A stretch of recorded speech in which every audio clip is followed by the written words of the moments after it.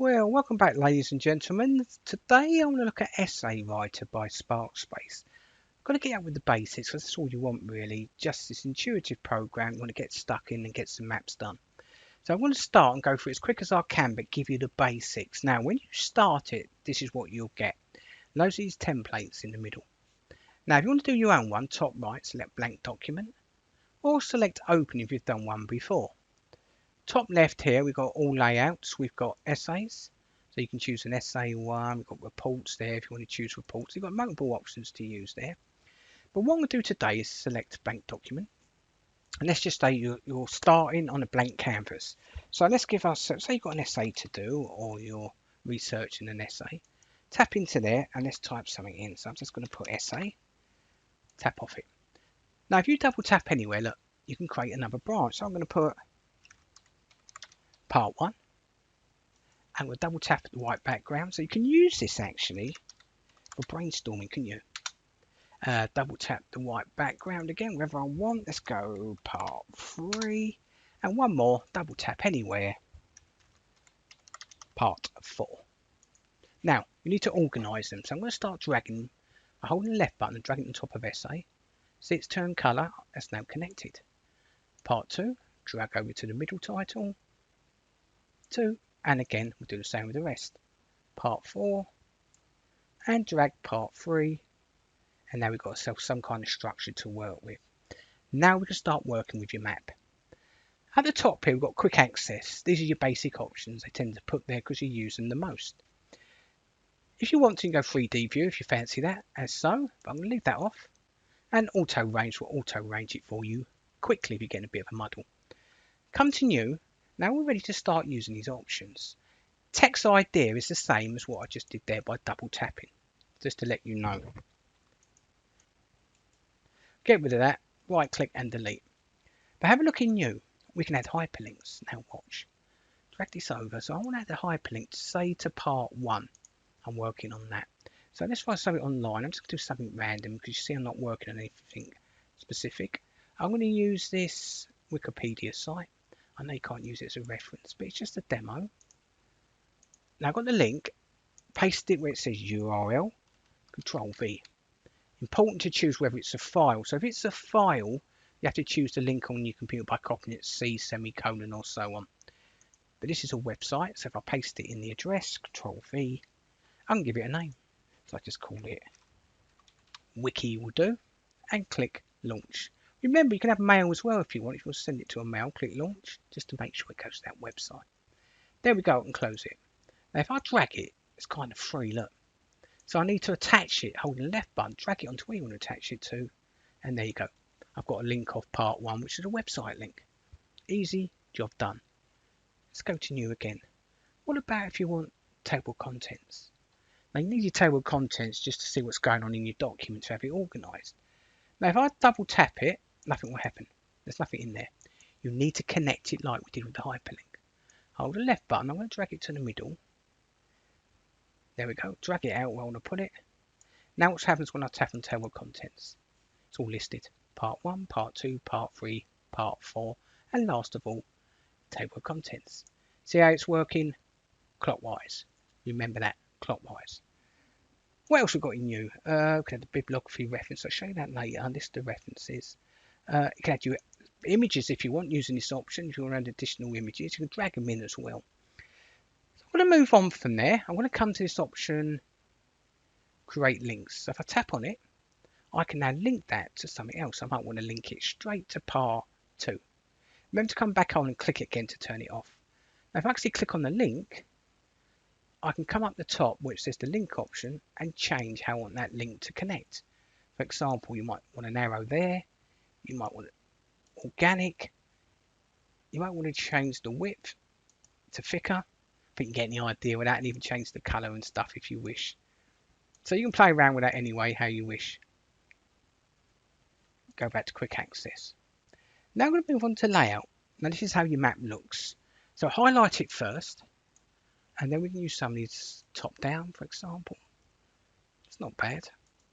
Bottoms up, left to right, right to left. Well, you get the idea with that. So you've got to find something that suits you depending on what you're doing. Come over to list layout. If you're using lists, then this could be pretty useful. Look, or chain left and so on. And you've got the circle option as well. I think that looks quite cool actually. Bit confusing though. But come back to the left, you can select auto arrange or collapse branches just to work on one, expand. But I'm going to go back to star. Looking good. Then go to ideas. Now we've got some of the same options you've already seen, for example, new, which has got those options in there, but you've got brainstorm if you want to brainstorm. Icons, if you wish to have icons on the right, let's drag that one into the middle. That lines it up a little bit. I think you get the idea with that. I'll close that anyway. Right, next is link. So that was the link option I just showed you when I linked one earlier. Map. So here you've got color if you want. If you want 3D, you can have 3D option as well. Change the color, line thickness. I want to go to tools a second, really important. Now you've got an option here called Sortero. I'm going to open it up. And I'm already logged in. So all you've got to do is click the plus. If it doesn't happen first time it goes online, close it and reopen it and do it again. And it should connect to Sortero. Sortero is a free reference manager.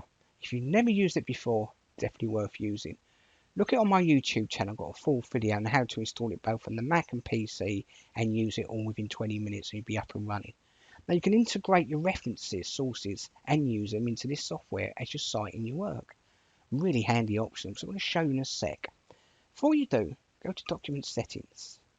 Select for me bibliography. Now you need a bibliography to use, okay, because if I show you at the top here, citation styles, they've got two, Harvard and index, and that's it. So do me a favour, go to import settings bottom right. These are the two that we can see, but click the little arrow to come out, go up one. Go to the next folder underneath and it give you a few more options there to use. Maybe using APA. So we can add APA and import that if you want. And when you restart, you should have that available now at the top there. So you've got your link styles there as well and citation styles to play with. You need to get it specific. Now, how does it work? So if I open it up, here's some of my sources here I've been playing around with. So let me double tap part one. And we know we can add a note in there, look, by double tapping. So I'll just put quote in here. I'm not gonna actually add quotes to that bit. Watch this. So let's go to awareness, heart attack, and then I'll drag, hold the left button, what you want over to your work. And now I've cited it, look, and close. So I could go to part two, and again, another quote. And again, drag over what you want. And there we go, close it. So I've now added notes to them both. So now it should cite it when I export it. So I'm going to go right to the top again. See this little icon here. Save text as. Desktop, make sure at the bottom here you choose where you want to send it to. So I'm going to send it to Word. Leave it as SA and select Save. And then I'm going to open it up and see how it comes out. So you've got a visual look and then you get the linear output. And there we go. There's my references at the top. And there's my bibliography at the bottom. But I would say if you want a reference, I'd probably use Sortero as your main reference software rather than important. But you have got that option if you need it as well. So I'm going to close that top right. And I'm going to move on from tools. Let's go to review. Got a spell check here if you need it.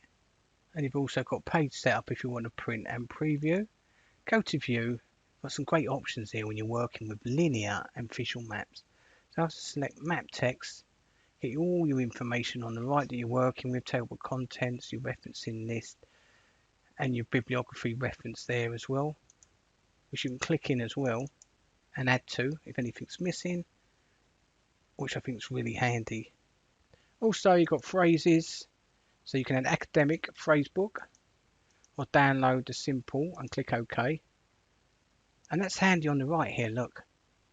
So you can open it up, introduction, being critical, and it gives you really good information. If I tap on it, you can start working on these options here. So you've got loads of options to phrases to work with. And we've got your reference list there. Add your bibliography reference and add reference list that I showed you. You've got narration as References. well. So actually speak Heart back attack for you signs if you wish and as well, which symptoms. is really handy. I'll turn that off. So I'm going to go back to the beginning. Top right, close that.